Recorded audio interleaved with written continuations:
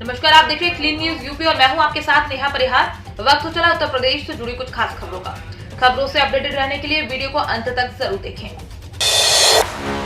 Indian navy में bumper vacancy 10वीं पास अभ्यर्थी 20 मार्च तक कर सकेंगे आवेदन। इंडियन नेवी में नौकरी कर देश सेवा करने का सुनहरा मौका है। इंडियन नेवी ने ट्रेड्समैन स्किल के 1531 पदों पर भर्ती निकाली है। इसमें सामान्य वर्ग के लिए 697 पद, आर्थिक रूप से कमजोर वर्ग के लिए 141 पद, अन्य पिछड़ा वर्ग के लिए 385 पद, अनुसूचित जाति वर्ग के लिए 215 पद और अनुसूचित जनजाति वर्ग के लिए 93 पद शामिल है। भर्ती प्रक्रिया में शामिल होने के लिए 10वीं पास उम्मीदवार इंडियन नेवी की आधिकारिक वेबसाइट joinindiannavy.gov.in पर जाकर 20 मार्च 2022 तक ऑनलाइन आवेदन कर सकते हैं।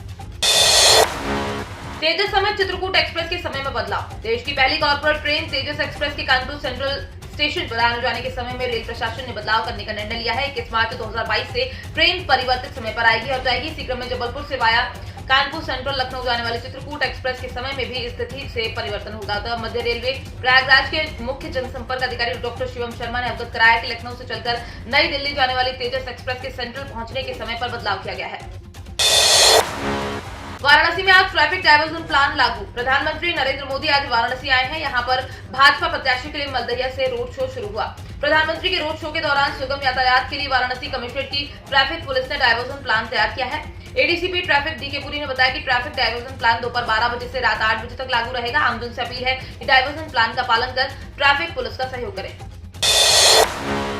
2016 से बंद पीएचडी फिर से होगी शुरू। मार्च में जारी होंगे फॉर्म। मेरठ के चौधरी चरण सिंह विश्वविद्यालय में फिर से पीएचडी शुरू होने जा रही है। विश्वविद्यालय मार्च में पीएचडी एंट्रेंस परीक्षा के लिए फॉर्म निकालेगा और मई में एंट्रेंस टेस्ट कराएगा। पश्चिमी यूपी के तमाम युवा जो पिछले 7 सालों से शोध करने से वंचित है, उन्हें जल्द सीसीएसयू में पीएचडी करने का अवसर मिलेगा। सीसीएसयू में पीएचडी एंट्रेंस न होने के कारण विद्यार्थी देश के विभिन्न विश्वविद्यालयों में शोध करने के लिए चले जाते हैं, क्योंकि चौधरी चरण सिंह विश्वविद्यालय में बीते 7 साल से पीएचडी का एंट्रेंस एग्जाम नहीं हुआ है।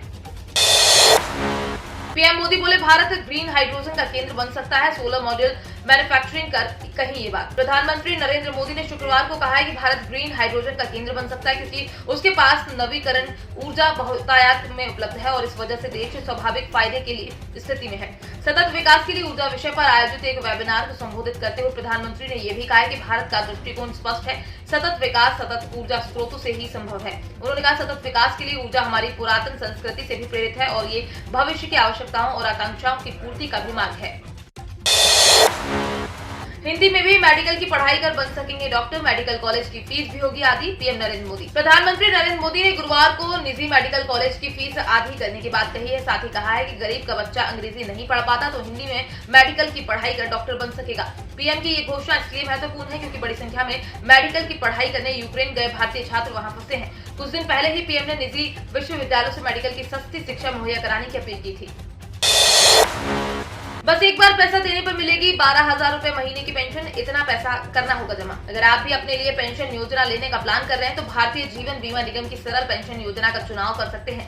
LIC की सरल पेंशन योजना में आपको सिर्फ एक बार प्रीमियम देना है और उसके बाद 7 साल के बाद हर महीने 12,000 रुपए पेंशन मिलेगी। इस पेंशन का पैसा आपको जीवन भर मिलेगा। ये जानते हैं सरल पेंशन योजना के फायदे और आपको इसमें कितना पैसा इन्वेस्ट करना होगा। Life immunity with 100% return of purchase price. Life immunity with 100% return of purchase price. ये पेंशन सिंगल लाइफ के लिए, यानी ये पेंशन योजना किसी एक व्यक्ति से जुड़ी होगी।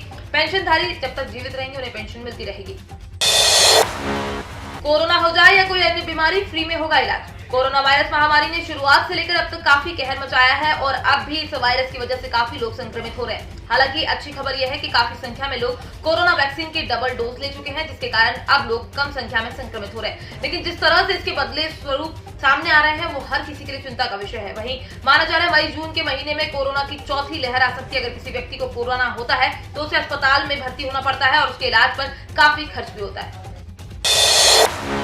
चांदी हुई सस्ती, सोने के भाव में मामूली उछाल। भारतीय सराफा बाजार ने कारोबारी हफ्ते के आखिरी दिन सोने चांदी के दाम जारी कर दिए हैं। यूक्रेन और रूस के बीच चल रही जंग के बीच आज यानी शुक्रवार 4 मार्च को सोने चांदी के रेट्स में मामूली बदलाव हुआ है। Indian Boolean and jewellers association की आधिकारिक वेबसाइट ibtheRates.com के अनुसार शुक्रवार की सुबह 999 प्योरिटी वाले 10 ग्राम सोने की कीमत 51,689 रुपए दर्ज की गई, जो बीते कारोबारी दिन में 51,638 रुपए प्रति 10 ग्राम थी। वहीं चांदी का भाव 67,743 रुपए प्रति किलो पहुंच गया, जो बीते कारोबारी दिनों में 68,015 रुपए प्रति किलो था।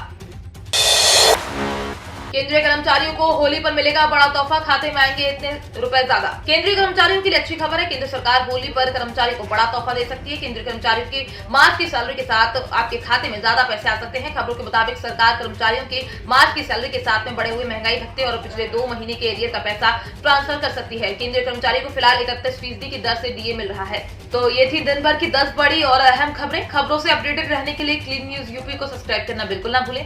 आप न्यूज कहां से देख रहे हैं कमेंट में जरूर बताएं और वीडियो को लाइक भी करें।